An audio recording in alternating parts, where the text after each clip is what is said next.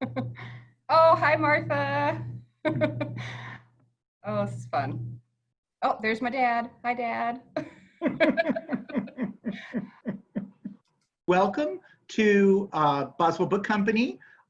It is day 4151 of our virtual event series. We are very honored to be hosting Laura Jamison of All the Right Mistakes, and to introduce her will be her conversation partner, Donna Drosner. Welcome to you both, and let it begin. I'm going to mute myself.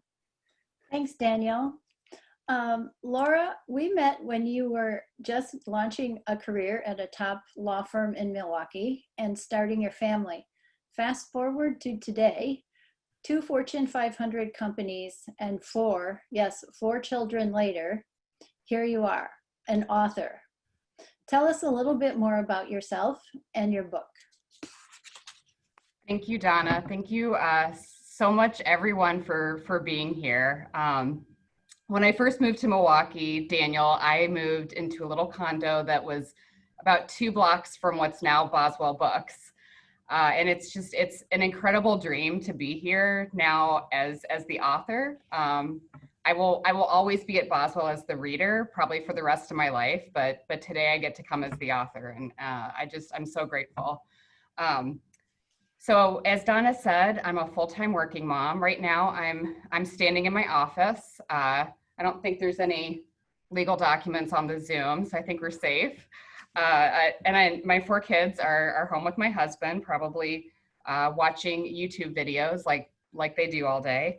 And in terms of the book, I never set out to be an author. If you go on my website, you can read some of my background, and the first thing that it says is I never set out to write a book. I knew I wanted to be a mom. I knew I wanted to probably live in the Midwest. My husband picked Milwaukee, good pick in the end. I knew I wanted to be some sort of a professional. I didn't know if it was a lawyer or professor, doctor, but a profession where I got to solve problems and talk to people and hear people's stories. But when I turned 40, I had this moment, and I was in Ripley, Ohio, where I'm from. And I know, Mom, I saw you with your friends in the living room. So hi, Mom. I was sitting in that very living room, and I read something in one of your magazines, Mom, and it said something like, so-and-so high-flying executive woman is writing another self-help book about how women can be successful in the workplace. And how you can architect your life and make a series of choices to reach success. And I thought, you know, that's absurd. I've been in the workplace. I've been a mom. It's not so easy. It's not so easy to just make a plan when you're young and execute it, and there you are, successful. In my experience, there were obstacles, and there were moments where I needed support, or I needed a friend, or I needed somebody in my life to help me navigate. But I thought, you know, if that high-flying woman who's writing the book was my best friend, and instead of maybe writing something optimistic or inspirational, what if she wrote something that was really pointed about my life? And what if she wrote a book that said, here's all the mistakes women make? Because I think when you read some of that genre, and there's a lot of books like that, it does sometimes emphasize here's what not to do. And the theme of those books tend to be women think about changing yourselves, as opposed to women band together to change the rules of the game and to make it a better environment for everybody to be successful. And that was All the Right Mistakes. And now I saw at least one person with a glass of wine. This is your warning. This is a 2-minute excerpt. I have it timed. Oh, there's another one. Great. So I have it timed. You have exactly 2 minutes to pour yourself a drink, or you can listen to this excerpt. And if you have your copy, you can turn to page 114 and follow along. I have 20 years under my belt of reading my kids to sleep, although it's stopped the last few years. My oldest is 16 and my youngest, sadly, are 11, and they don't like bedtime stories anymore. But I've got some experience reading out loud, so I hope you enjoy it. She knew then with a sickening certainty that this book wasn't to send up of the first-class problems of Heather's fancy friends. No, this was something very different. She began to scan the book. After about 30 minutes with the book, it was clear to Elizabeth that Heather had done something very, very bad. Heather had the nerve to sum up each of her 4 best friends' journeys, every choice, every trade-off, every win, and every heartbreaking loss under the heading of one of the 4 big mistakes women make that sabotage their lives. Elizabeth couldn't decide which of the chapters was the worst. Her bashing of C for leaving behind a world of opportunity to live with a man she was certain was unfaithful to her. Her criticism of M for giving up her medical career to be just a mom. Her scolding of S for struggling because she was overcommitted at home and undercommitted at work. Or was it her warning not to end up like her best friend E, unable to complete the family she wants because she planned badly? 4 mistakes, nice and tidy, and devastating. Elizabeth, or especially for Elizabeth, her old roommate, the person Elizabeth thought would be there for her on the things that really mattered. At least Heather had the decency to try to anonymize their names. Well, at least until her incriminating Facebook posts. But Heather had not anonymized the facts, not even one little bit. Elizabeth's whole life was bloodlessly detailed right there in Heather's book under mistake number 4. As Elizabeth read her section, she felt all her old insecurities, the ones she worked hard to keep safely below the surface, bubble up and threaten to overwhelm her. But about 1 in the morning, Elizabeth was satisfied that she had taken in everything that Heather had put out there. It was time to break the news to the others. They would not be likely to read Heather's book unprompted. Did Carmen or Sarah read much at all these days? And they needed to know what their friend had done. She picked up her phone and started texting. DEFCON 5. Thanks, Laura. That really is a compelling introduction. Reviewers, including myself, have repeatedly mentioned that the characters that you've developed have stayed with them long after the story is over. Can you tell us how you developed them so vividly? So probably every 3rd person that's read the book, Donna, has said, which one of the characters is you? And the answer is it's none of them, and it's absolutely all of them. And I think there's a lot of people here, and I'm looking at the names. All you guys are in this book too. This is the stories. These are the stories. These are the experiences I had over the last 20 years as a mom and as a working person. It's the stories of my stay-at-home mom friends. It's the stories of my friends who are 2 days a week in the workplace and 3 at home. These are actual real stories that I took and I wove together and I created a fiction. And I hope it's something that readers read and relate to and find something of themselves. I mean, let's have a show of hands. Who felt like one of these characters was pretty close to them?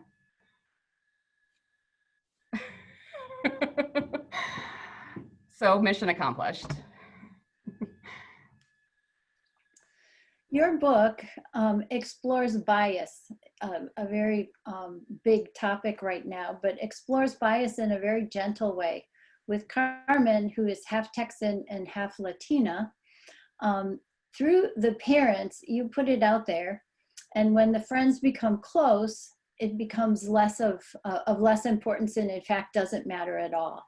Do you think that bias is a learned behavior, and what can defeat that? So I don't know if bias is learned or whether it's just part of being a human. in my experience, we tend to feel comfortable and we tend to often gravitate to people like us. So it doesn't matter if it's gender or race or geography or whatever it is, we're comfortable around people like us. I will have to say I've seen a few Manpower Group colleagues here in the group. Manpower Group was one of the first places where I heard the term conscious inclusion. And conscious inclusion is realizing that we all have our biases. We all think about the world in a different way, and we have to do the hard work to understand what's our lens, where maybe do we have a blind spot, and then do the work to try to mitigate that. Whether we're making a hiring decision, whether or not we're bringing a group of friends together, doesn't matter. We want to be in workplaces that include everybody and make use of everybody's talents. And the other thing I would say too is I think fiction is so important in terms of inclusion because it allows you to walk in the shoes of 100 different lives, 200 different lives, depending on how much you read. I had a reviewer leave a really lovely comment on Goodreads. She said, when I read this book, I felt an empathy swell for people not like me. And that's fiction. That's the magic of fiction. We get to read someone's perspective that's not like us. And when we walk away, we've learned something new. And I know Daniel, as a bookseller, I would bet that you would agree with that. Books are magic. And on this issue, especially, books are magic. And this year, I would say, I've tried to challenge myself to look for books from in the literary world, they call it own voices, and it's people who have a very specific experience and seeking out those writers that aren't like us. And I think in Daniel could probably tell you a lot more about this than I can, but perhaps writers that have been underrepresented in the industry. I think it's incumbent on all of us to go out and find those books and put our money where our mouth is and buy and read those books. Great. One of the themes in the book, it seemed like everyone in the characters in your story were looking at turning 40 as a very pivotal time in their lives. How is that something that you can relate to? How is it that you came to that particular age and that particular demographic and the introspection that goes along with that? So I wrote the book I wanted to read myself. I wanted to read a book where the women were not looking for love or going on a first date. Although if you're going on a first date at 40, more power to you. I wanted to read a book about people that had some life under their belt and had gone through some stuff. And I think just looking at the gallery view here, I think we got a lot of people over 40. And my guess is that this book represents a lot of what they've gone through. And I would say the other part is, I think for a lot of people, turning 40 is a pivot point. It's a time where you maybe take a step back and consider, what else is there for me? What else do I want to do? And for me, there was this creative piece that, with all due respect to the legal profession, not a lot of room for creativity. So I thought, let's write a book. Let's see if I can do it. And that was part of the turning 40 experience for me. Well, I just have to interject for the people listening today that Laura decided to become creative in between her job as a corporate attorney and raising 4 children, having an active role in that as well. She sat watching her children's soccer matches and wrote this book in the course of a summer. So thank God for laptops. You can write a book in a minivan. It's very possible. So if there's a mom on the call here that thinks maybe I have something to write, but I don't have time, soccer lasts at least an hour. Sometimes it's 90 minutes, depending on how much they're screwing around. And boy, you can get a lot done in 90 minutes, especially over an entire season. But, you know, in all seriousness, friends on this call would tell you it poured out of me. And I think it's because I've been thinking about and talking about all this stuff with a lot of people on this call, and out it came because it was all in there. It was just a matter of pen to paper. Although I don't write out anything longhand. It's all on the computer. And some of, you know, a book that you wanted to read for what some, and you yourself have called the summer read, you deal with some pretty heavy topics. And right off the bat on page 26, you have Martha, who says this as a comment: women who think men are the problem really are missing the boat, because no one is less kind to women than other women, regardless of circumstances. That is a pretty powerful reflection that Martha had on page 26. What do you think about that in relation to the story?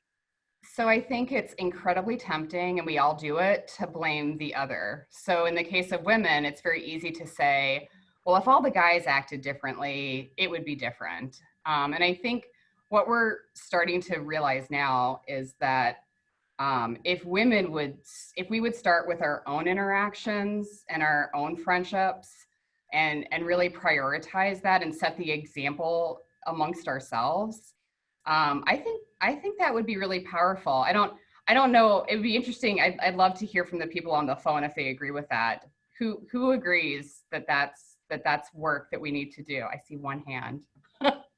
Oh, okay, there, yes. I think it's work we need to do, and I'm a very judgmental person as an attorney and just in my own personality. So it was very easy for me to write Heather, because there's a lot of parts of me that are Heather. And I have to challenge myself sometimes when I look at someone or talk to someone, not to jump into that judgment place, but to think instead, how can I relate to this person? How can I take whatever little power I have in my job or in my community and connect this person in a way that's helpful for them? And that's really important work, I think, for us as women. And that's something that Elizabeth really does as she sets off on her own. She looks exactly for those qualities that are sometimes overlooked. I like to call it underlooked by people, and to bring out some of the best people and promote them into a different role as far as women helping women. Yes, and I think we all had those moments where we have to challenge ourselves to see people differently and to think, what is different about this person, or what strength does this person have that I don't have that's useful, and we can come together and work together and use everybody's strengths. That's the goal. I mean, that's what I want for my kids. I hope when my kids go into the world, people look not at their flaws, but at their strengths. I would like that to be the case. So in the story, there is a very strong theme of forgiveness. The friends all forgive Heather. Honestly, I'm not sure I struggle with that myself. How do you forgive someone who has literally cut you to the bone? So I've heard from a lot of readers that they think the end is too optimistic and not realistic, and that they would never have forgiven Heather. Without giving away the ending, there's one particular event that a lot of people would say, that'd be it for me, I'd be done. It's funny because we're in this really tumultuous year with COVID, and with where we are just from a political standpoint and a cultural standpoint. And I think forgiveness is a really relevant theme right now in how we choose to think about all the issues that are swirling around us and how we choose to think about each other. I have a couple of favorite writers. One of them is Anne Lamott, and one of my favorite Anne Lamott quotes is that Earth is forgiveness school. Because boy, if you can go through something and get deeply wounded, and then find it within yourself to forgive someone and to find a way to move forward, that's really everything. Also, not surprising, it's central to, I think, a lot of people's faith journey. But it should, I hope, be central to us as a culture. one of the lessons learned in the book, this one learned actually by Heather, is to be humble and ask for help. Why is that so difficult? Well, I personally hate to ask for help, and I love to give it. I love when people call and say, "Hey, Laura, can you do X, Y, Z?" And gosh, I love it. I love giving help. Hate taking it. But the truth is that um, it's hard to be the weak one. It's hard to be the struggling one. It's hard to be the person that says, gosh, I need someone to be there for me right now. Will you please come?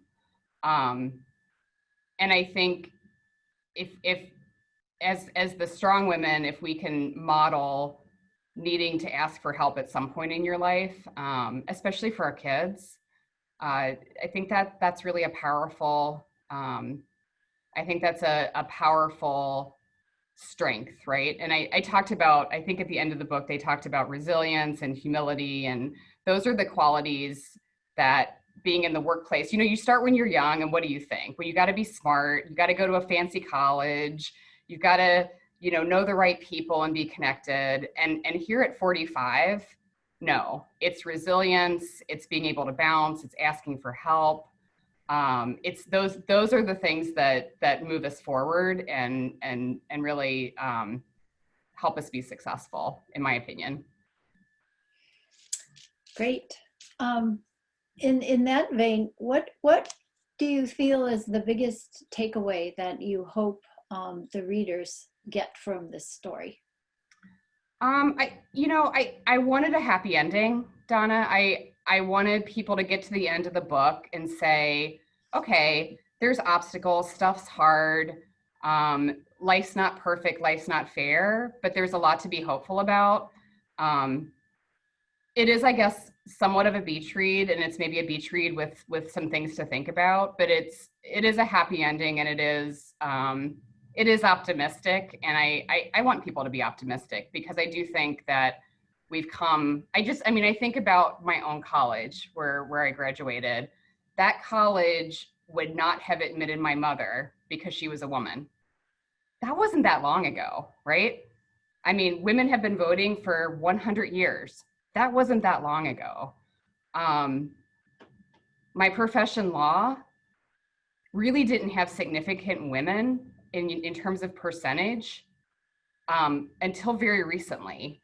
And then if you look at leadership and statistics on CEOs and people that are at the tippy top level, I would like to think we're not there yet, and it'll be different for my girls. But I think we have to try to be optimistic about it. So I'd like people to feel that at the end. You say that the story has a happy ending, and you look at the 5 women and you say these are people who are relatively entitled, and people of privilege, Yes. And yet you manage to portray their true lives. That granted, they have every advantage that the majority of people don't have. But you put them in a light of humanity where this picture perfect ideal life is full of struggles, challenges, and questions. The motherhood question, the career versus motherhood, it's not even as much you portray it as someone, do you work or don't you work? It's all of the baggage that comes with it, the self-doubt in your mind. Are you doing the right thing at work? Are you doing the right thing at home? You've managed to put a lot of light on the struggles of women they have, no matter where they are in their places in society. So I think a light beach read is not exactly the message within that. So thank you. I tried pretty hard to not shy away from the fact that these are privileged women. I think that's a really important fact. I think right on the back cover, I think it says, the description says, they're the most privileged in society. That's one of the things they have in common. They got a gold-plated education. But the reality is there are a lot of struggles, regardless of your privilege, that I think are common for women. And I guess the other piece I would say, and it's somewhere in the book, I think someone says, gosh, if our friend group can't figure this stuff out and we have all the advantages, how can anybody else? And that's important, right? Because at the end of the day, um, if if women who do get into the jobs that might be able to hire other women or might have a a little bit of influence, if those women aren't helping other women, well, then we're really in trouble. And we have to, I think, take it on ourselves to be the role models and to be the kind of friend and be the kind of coworker that that's going to lead us to where we want to go. On that same vein, there's a in a different industry. I come from the financial services industry that is very parallel in advancement for diversity as law. There's a woman, Carla Harris was the former chair of the National Women's Business Council. And she was interviewed on her days on Wall Street, her first days on Wall Street. And she said, a lot of it was foreign. I was very naive and bought the whole concept that it's a meritocracy. If you work hard and you're smart, you go to the top. I quickly figured out that wasn't quite right because I was smart. I was working hard and it didn't feel like I was at the top. That's when I started realizing there was more to it. Relationships, the perception people have of you, and how that impacts the deals you get, who you work with on a project, how they look at your work. It seems that you've drawn that same parallel in your life as well. I think I have a good friend, she's on the call. We talk a lot about the good fight, right? The good work. Hi, Kathleen. The good fight, the good work. And the good fight is helping that person at work, talking to a younger lawyer who just joined your company and showing her how to do a transaction and teaching her and doing it in a way that's behind the scenes so she can walk into the room with confidence and say, oh yeah, I know how to do this one. I got this. I think it's the good work is writing a book that maybe shows a life that has a husband who is the stay-at-home caregiver and how that looks and how that can work. I think that's all part of the good work. And I can't say I get up every morning and I do the good work, but boy, I'm really trying. And I know a lot of women are really trying, and we just have to sort of keep at it. There's a great book. I think her name's Anne Marie Slaughter. It's called Unfinished Business. Terrific book, just about how we progress. There's so many good books in the genre that are policy books. My book's not a policy book. My book is, I would like it to be an enjoyable, fun read that makes you laugh and makes you maybe feel something. But I think it can lead into other books that are maybe more policy driven around what the good work looks like. Speaking of other books, it's not everyone who can launch their first book and have it published right off the bat. Are you working on another book? Do you have any ideas in the hopper? So I have my only sibling is a sister, and I have two daughters who are identical twins. They're 11. And I'd love to write about sisters. I think that would be a much more intimate book. The challenge with this book was the 5 characters. I think that was one of the hardest things as a reader, to figure out who was who and keep track of everybody. It would be nice to just have 2 stories to focus on and to get a little deeper into the female dynamic. Although my girls have said that they really do not want me to write about them. So I'm gonna, it's gonna really have to be a fiction if I go down this road. You've talked about a couple other authors. Do you have any authors or films that have influenced you in this work or in life? Oh gosh. you know, the one that I adore that I keep coming back to is Baby Boom, the Diane Keaton Baby Boom. It's the best. And what's great about that is it shows you, gosh, that was in the 80s. Things haven't changed that much. They have and they haven't. And it shows you that a lot of these themes, it was funny. So I wrote the book in 2016, and I was worried. It took me a while to get published, which is very typical. Although a lot of authors would say, gosh, 4 years is actually pretty fast. And I thought, I hope this doesn't become stale. I hope these themes aren't stale, what I wrote. So I guess I don't think there's any danger of that anytime soon, that the theme's staling. Great. Well, I see there are a lot of themes. Some of the questions that have come up are based on forgiveness. One question, one final question I have for you is, do you think that being a mother and motherhood, it makes you more or less inclined to forgive? Perhaps for your children, but not so much on people who hurt your children. How does that work? That's a really hard question. I've never thought about that one.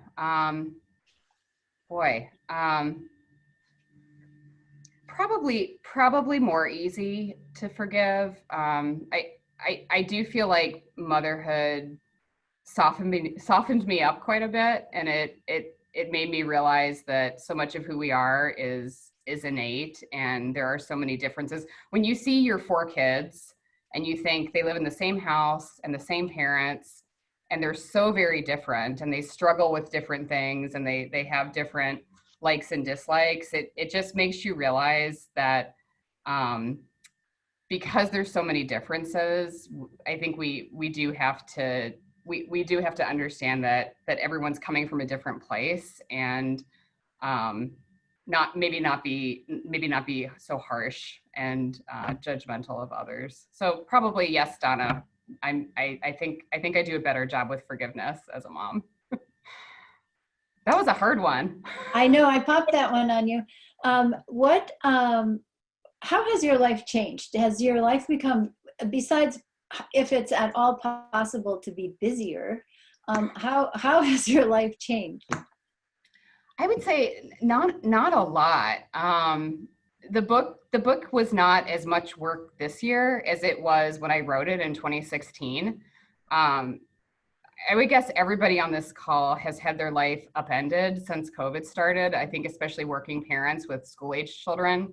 It feels like every time we wake up, there's a new set of rules, and the school's emailed and said, oh, you got a Zoom call at this time, and then there's going to be virtual registration, and there's a 10-step process. And it's been a very overwhelming time, I think, for a lot of parents. And that feels like it's hard to focus on anything else other than getting through this time right now. So I'm looking forward to things being different when we're past this time.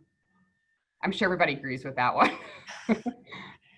So imagine, this is going to tax your creativity and imagination here, but imagine you had 24 hours with absolutely no obligations. You had no work, you had no children, you had nothing to do. How would you fill that 24 hours? I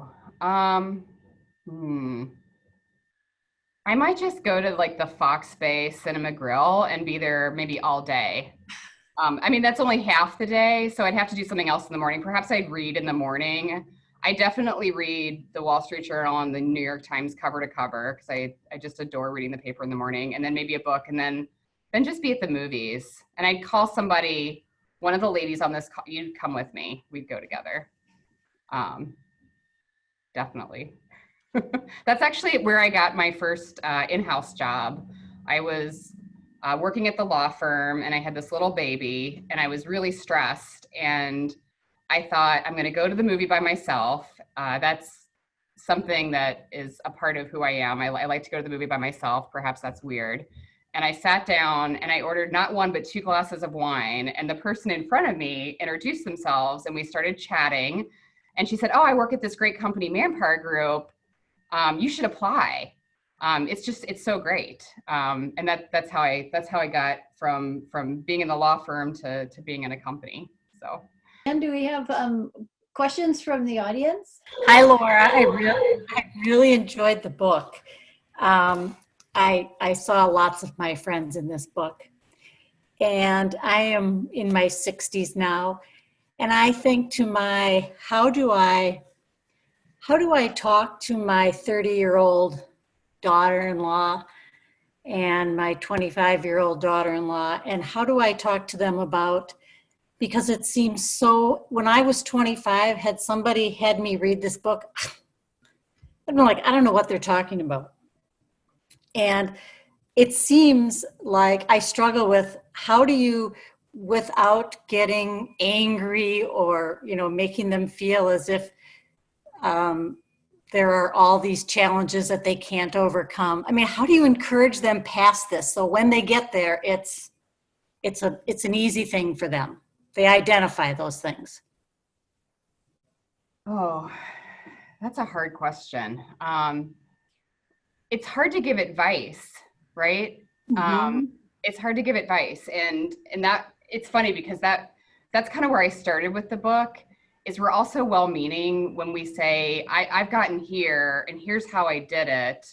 And I'm going to give you advice, or I'm going to write an advice book. That became my Heather. I think it's it's a dangerous road, right?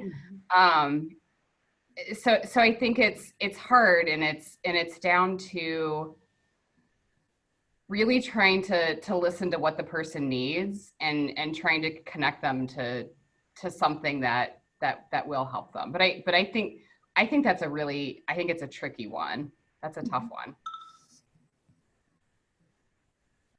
Right. We have a couple of folks emailed us questions. And I know you've sort of answered this in a way, but it's a multi-part question, so I don't think you've answered every part. People, and lots of chat questions about this too, about how you've found time to write the book. But then goes on to say, like, what was your process like in terms of steps from deciding on the structure and organization? And what kind of learning did you do in the book writing process? So there was a ton of writing, actually. There was a ton of writing. There was a ton of learning. I picked an architecture that was kind of relentless. So if you've read the book, there's really 4 perspectives, plus you've got Heather. And Heather comes to us with her tweets and her emails. And it's a tight structure, and it follows the women one at a time, and then it repeats, and it's over, I think, about a 18-month period. And the chapters are very short, so we're going quickly.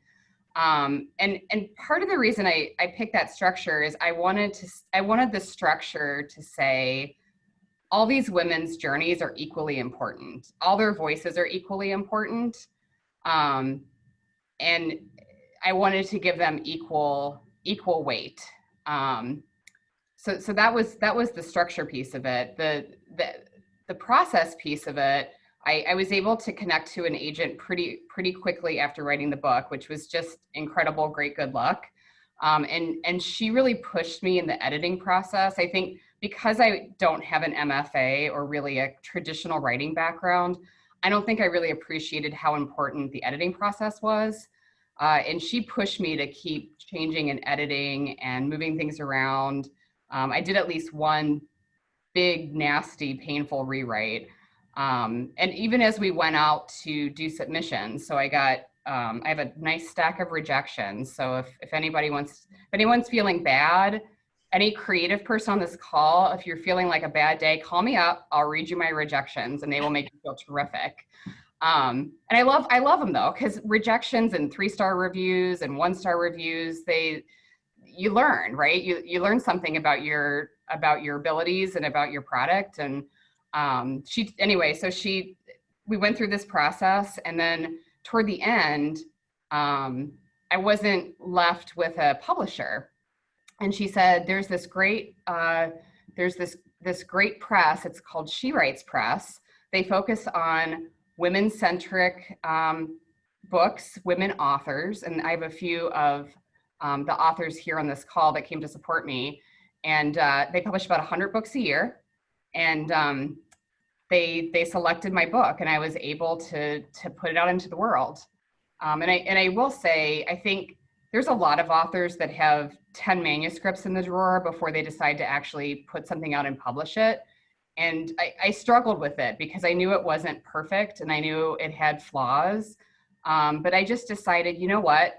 I'm going to just do this. Like, why not? And if there's flaws and there's things people don't like, or there's things that maybe I don't like that I look back on, screw it. I'm just going to do it. And I think that's a choice every creative person has to make. Do you just put it out there, and do you get up on the stage, or do you wait? And I just decided to go for it. Oh my gosh, you transitioned into the next question.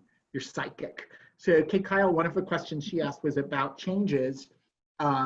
Curious as to what you changed in the process. And since I've had authors kind of edit their pages as they're reading them. So what were some of the things that you might have changed? And is there anything that you look back on and go, I might, now that in the context of things, I might have changed something different. I did also want to say this idea of having a very dark story with an optimistic ending, we always call it Dickensian. So it's sort of like, this ending is way too positive for some of the things that happen in the book. But I'm going to have to write that down and Google it, Daniel. Oh. Anyway, changes. So changes. The big change, there were two big changes. One was to kind of start in the middle and then go back and get to where I was in the prologue in the middle. So sort of some structural timing changes. That was the big rewrite. And then the other really big change was when I first sat down and wrote it, I came to it as a lawyer, and I kind of said, this happened, and then this happened, and this is how somebody felt. Like, can we please have some dialogue? Can we please feel something? Can we please touch something? So that was another big part of the rewrite. And to be honest, I'm not sure I went as far as I should have with that, the showing versus telling. And I think that's just, as a writer, I hope I develop and I get even better at that piece, because I think the best writers, they're really good at that. And it's a tough thing to do well, where you really feel like you're in the room listening to a conversation between people. Let's see, I was going to ask you, and my brain can spits on these things. So I apologize. Did you talk about how you feel like your background as a lawyer influenced the book, and how it might have been different if you had been trained in something else? I think being a lawyer makes it sometimes really hard to do anything else. I'm sure a lot of people on this call have opinions about lawyers, and they're all absolutely correct, right? We can be a miserable group of people. So I kind of had to turn that part of my brain off to do this book, and it was great, because it was something completely different. It was a huge challenge, and I feel like I grew a whole different part of my brain. And even when I would come out of a writing, I would have an enormous headache, and I think I was really thinking hard, doing something I haven't done really ever. I'm sure it's the same if you try to learn a musical instrument in your 40s, or I got carpal tunnel in my right hand, and I trained my left hand how to click the mouse, which is now what I do. That was really hard. It's the same thing. I highly recommend that, by the way, if your hand hurts, middle-aged lady problems, switch it to the left. That's my best advice of the day. A take home. Have you talked about doing a follow-up on the book? Have you thought about, like, if you were going to, like, not everybody wants to write the same characters over again, but some people do. And I will say a lot of people, when they read a book, they want a sequel, but they don't always really want a sequel. But did you see stories in here where you thought, I want to write a full book about that? That's kind of Kyle's question. I've expanded. Yeah. So all my characters, the kids, so they're 40. I'm 45 now. My kids are starting to go into the teen years.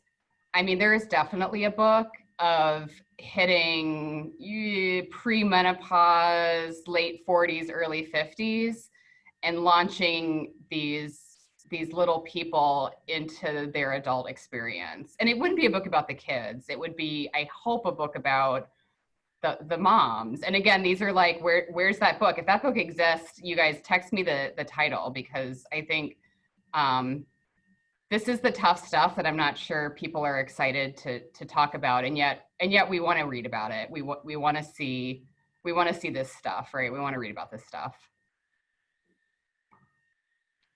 Well, one question, Okay. Daniel, I'm sorry to interrupt, but one question is that some of these characters are so vivid. Have you given any thought to a screenplay? Yeah, if somebody wants to let me write a screenplay, sure. That'd be great. Hallmark, Lifetime, if you're watching, Netflix, Hulu, yeah, that'd be amazing. That's the dream, right, Daniel? How many Yeah. authors get that? Not very many. No, and it's pretty, I think probably you'd be pretty happy with selling the script. It's not too often that you get to do your own screenplay. Right. It does happen occasionally, and there's certainly many writers that actually wind up adapting other people's screenplays that they go to. That was one of the main ways, because you could usually get a lot more money than as a novelist. That seems to, for a while, that transitioned to writing comic books, but I have to get way better at dialogue, and we know that that's my Achilles heel, so I'm probably not the best person for the screenplay, but yeah, let's sell it. Great idea. Let's do it. Donna, get on that. You know the money, people. That's the most important part. Let's see. Hi, Laura. Congratulations again. I really enjoyed reading the book. You talked about the editor that you have and how important that was, but my question was, as the manuscript was either near finished or essentially finished, who did you trust in the first go to read it as just a reader? And was that, if you trusted certain friends or family members, was it challenging to hear their feedback? The truth is, I tried to push my book on anyone that would read it. I was relentless. It's kind of embarrassing now to kind of think back on it, but I just wasn't even sure that I was any good at all. And I would send it and I would say, hey, I've written this. I'm going to need you to read the first 50 pages and call me. And these people were like, what the hell? Like, okay, I guess I'll do this homework. But I had such a nice, like, loving group of especially women friends who did read it and were very honest. Attorney friends especially are very blunt and honest. God bless them. So a lot of people on this call were my beta readers. And I look back on it again, I feel a little embarrassed that I pushed it on people, but all I can say is, when you guys write your book, I'm there for it. You send it to me and I will return the favor. I'd just like to thank you, Daniel, for your hospitality and your wit and wisdom. And also Laura, again, thank you for your book, and also for the friendship that we've had for the number of years that we've known each other. It's really been a privilege to watch you, your husband, and your children grow. I remember when she came into my office carrying her firstborn as in a carrier, and unlike many mothers, she was showing it off as, she said, I think of it as a large purse. And she had this little kid just giggling and laughing, and it was a good way of combining the work, her motherhood with her work. She just did it pretty seamlessly. So it's been another pleasure to be able to be participating in this interview process with you on your first book. And we'll call it your first book, because I'm sure there's going to be more after. But also, I'd like to thank everyone else who's participated on the call by being present to be part of this community. It's really important, especially right now, for everyone to support each other. So well done. And thank you, Donna, for being here for me. And you've been there for me for 20 years. You didn't let me sell my stock after 2008. Thank you for that. You've really been by my side every step of the way, and it's really pretty incredible. And thank you, Daniel, for having me at Boswell.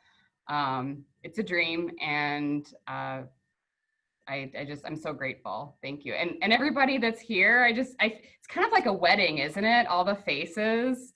I wish you guys were in person though, because you guys would love one another. A lot of you don't know one another. I have law school friends. I have different work friends. I have friends from Ripley and different places. I have my neighbor who moved away last week. Hi, Brandy.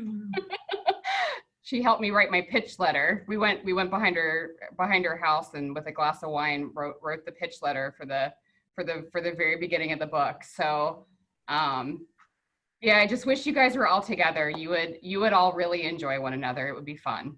Well, the upside of that, we can say next time in person for the next book. Though, of course, then we won't have all the people out of town. So one of the things that we've learned is that maybe we'll have ways to have kind of hybrid events where we're taping them on Zoom at the same time they're in the store. We haven't figured out how to do that, but we're hoping. Laura, congratulations on the book's publication. Donna, thank you for an amazing job doing the conversation. And thanks to all of you for joining us for this virtual event.